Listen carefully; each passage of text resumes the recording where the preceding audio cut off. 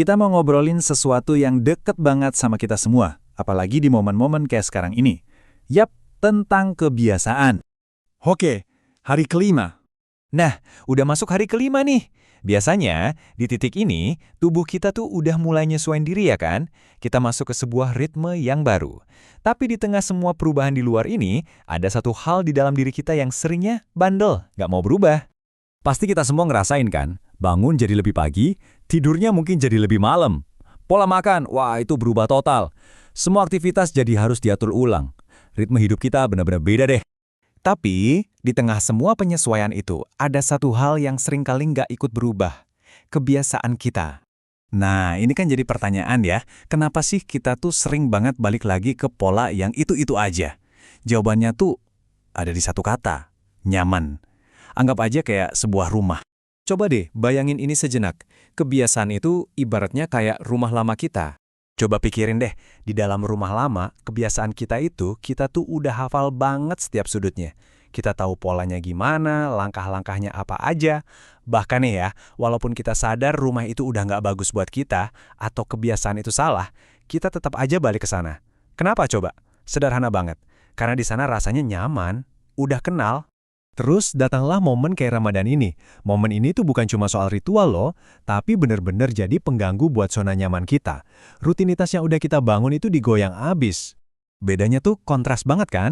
Coba lihat, biasanya kita tuh kayak jalan pakai mode autopilot. Ngantuk ya tidur, lapar ya makan, semua keinginan langsung diturutin. Nah pas Ramadan kita dipaksa masuk ke mode sadar. Pas lagi pengen-pengennya tidur, harus bangun. Pas lapar-laparnya harus ditunda. Semua keinginan harus ditahan. Ini tuh guncangan besar banget buat sistem kita. Tapi pertanyaannya, apakah guncangan dan perubahan ini cuma sementara? Apa jangan-jangan setelah semua ini selesai, kita otomatis balik lagi ke rumah lama kita tadi? Nah, disinilah bagian paling pentingnya. Kita perlu nanya ke diri sendiri. Perubahan yang kita lakuin ini, itu datangnya dari mana sih? Apakah benar-benar dari kesadaran, atau kita cuma ke bawah suasana aja?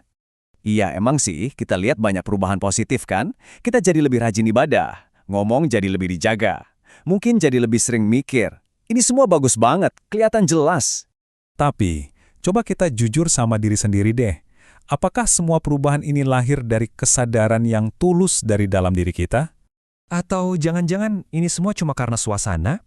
Ya karena semua orang di sekitar lagi begitu, momennya lagi pas, jadi kita ya sekedar ikut-ikutan arusnya aja.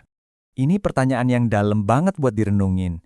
Kalau semua kebaikan ini hilang gitu aja pas bulannya selesai, terus yang berubah itu sebenarnya apa? Diri kita atau cuma tanggalan aja? Nah, ini bikin kita sadar pertarungan yang sebenarnya itu bukan ngelawan lapar atau haus, bukan juga ngelawan keadaan sekitar. Pertarungan sesungguhnya itu ada di dalam diri kita sendiri. Dan ini dia intinya, musuh terbesar kita itu ya bagian dari diri kita yang pengennya nyaman terus, yang maunya balik lagi ke rumah lama yang udah kita kenal itu. Jadi apa sih artinya mengubah kebiasaan? Yaitu, artinya kita secara sadar ngelawan versi lama dari diri kita. Versi yang udah keenakan sama pola-pola yang ada selama ini. Dan jujur aja, pertarungan itu nggak pernah gampang. Oke, sekarang kita coba lihat ke depan. Setelah 30 hari ini kelar, sebenarnya tujuan akhirnya apa sih dari semua latihan dan perjuangan ini? Selama ini kan kita udah ngelatih otot pengendalian diri kita. Kita udah belajar nahan lapar secara fisik, nahan marah secara emosi, dan ngejaga lisan. Itu pencapaian yang keren banget loh. Tapi, ada satu langkah lagi.